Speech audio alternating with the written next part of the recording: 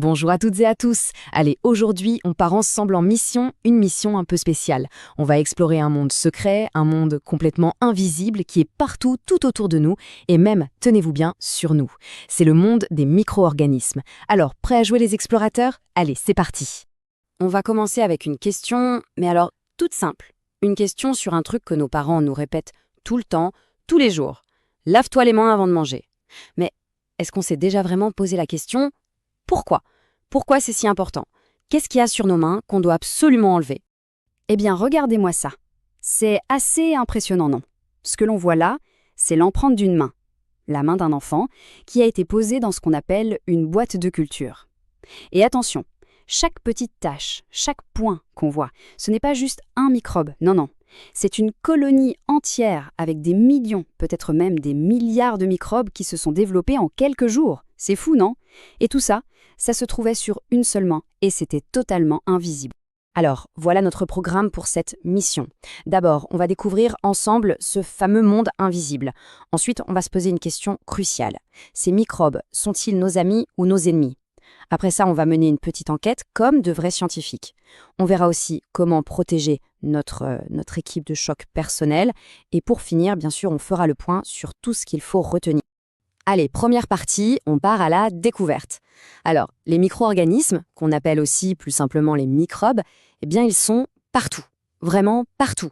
Dans l'air qu'on respire, sur la table, sur nos téléphones et bien sûr, sur notre propre corps.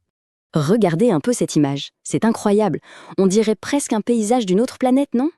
Eh bien, pas du tout. C'est la surface de notre langue, vue avec un microscope très puissant.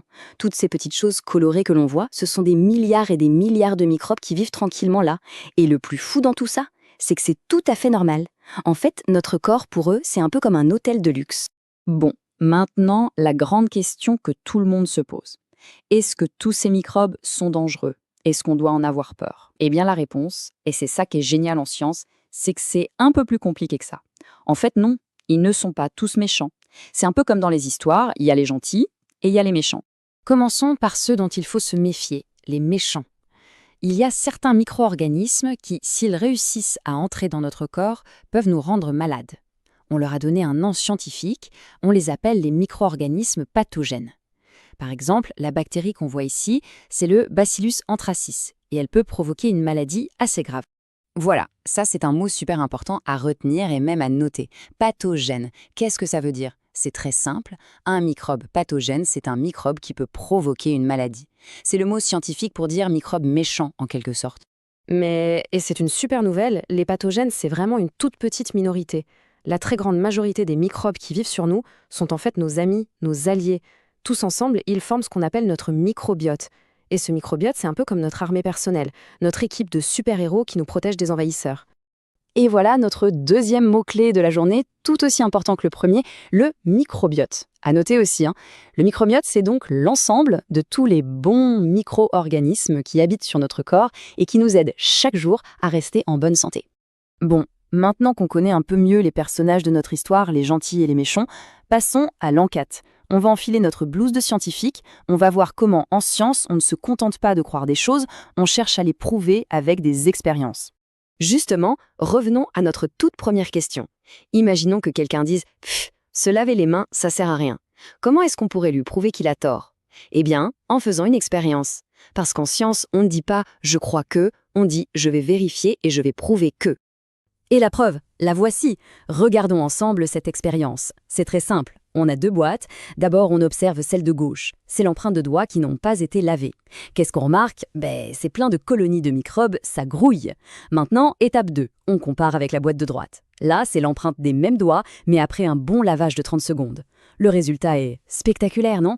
Il n'y a quasiment plus rien. Voilà une preuve visible, une preuve scientifique.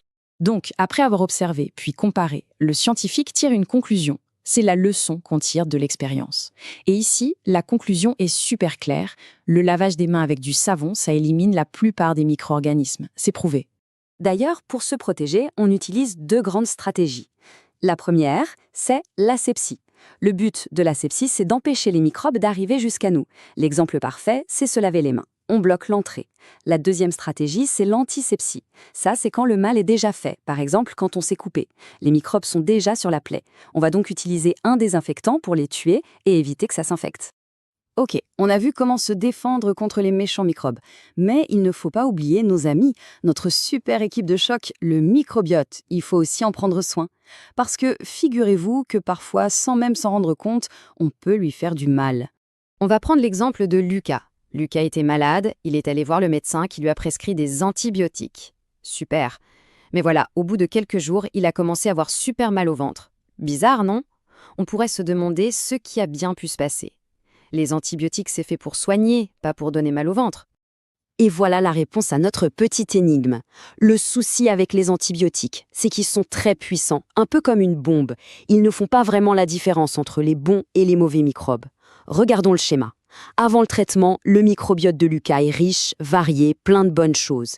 Mais l'antibiotique arrive et il détruit les mauvaises bactéries, oui, mais il en profite pour détruire aussi une bonne partie des gentilles. Et voilà le résultat après. Le microbiote est tout affaibli, complètement déséquilibré. Et c'est ça qui donne mal au ventre à Lucas. Alors, comment on peut aider Lucas à se sentir mieux? Les scientifiques ont une solution, les probiotiques. Pour comprendre comment ça marche, on va regarder ce graphique. C'est un diagramme en barres, chaque barre représente la durée du mal de ventre. La barre de gauche, c'est sans rien faire. Le mal de ventre dure plus de 6 jours. Aïe! Maintenant, regardons la barre du milieu. Avec une seule gélule de probiotiques, on descend à 4 jours. C'est déjà mieux. Et avec 2 gélules, hop, on tombe à 2 jours et demi. On voit très clairement que plus on prend de probiotiques, plus on guérit vite. Mais au fait, c'est quoi les probiotiques? C'est tout simple. Ce sont des bonnes bactéries, bien vivantes, qu'on peut manger pour venir aider notre microbiote. C'est un peu comme si on envoyait des renforts à notre armée qui est affaiblie. On en trouve très facilement, par exemple, dans les yaourts. Et voilà, on arrive déjà à la fin de notre mission d'exploration. C'est le moment de faire un petit bilan, de s'assurer qu'on a bien compris l'essentiel. Ce schéma, il est super parce qu'il résume tout ce qu'on a vu aujourd'hui. On y retrouve nos 3 grandes idées. Tout en haut, on a le monde des microbes, avec notre microbiote qui nous protège. Au milieu, le danger. Un microbe pathogène qui nous contamine et provoque une infection. Et en bas, nos solutions. L'asepsie pour empêcher l'entrée et l'antisepsie pour désinfecter si le microbe est déjà là. Donc, si on devait résumer tout ça en 3 points, juste l'essentiel à retenir, ce serait ça. Premier point, notre corps est couvert de bons microbes qui forment le microbiote, notre bouclier protecteur. Deuxième point, attention, certains microbes, les pathogènes, sont dangereux et peuvent nous contaminer. Et enfin, troisième point, une bonne hygiène, comme se laver les mains et prendre soin de notre microbiote, c'est la clé pour rester en bonne santé. Et voilà, notre mission est terminée. On a la réponse à notre question du début. Pourquoi se laver les mains? Eh bien maintenant, on le sait, c'est pour éliminer les microbes pathogènes, les méchants, et ne pas tomber malade. Alors, je termine avec une dernière petite pensée. La prochaine fois qu'on se lavera les mains, est-ce qu'on pensera à tout ce monde invisible, à cette bataille entre nos amis du microbiote et les envahisseurs pathogènes? C'est une bonne question. Merci beaucoup d'avoir suivi et à très bientôt.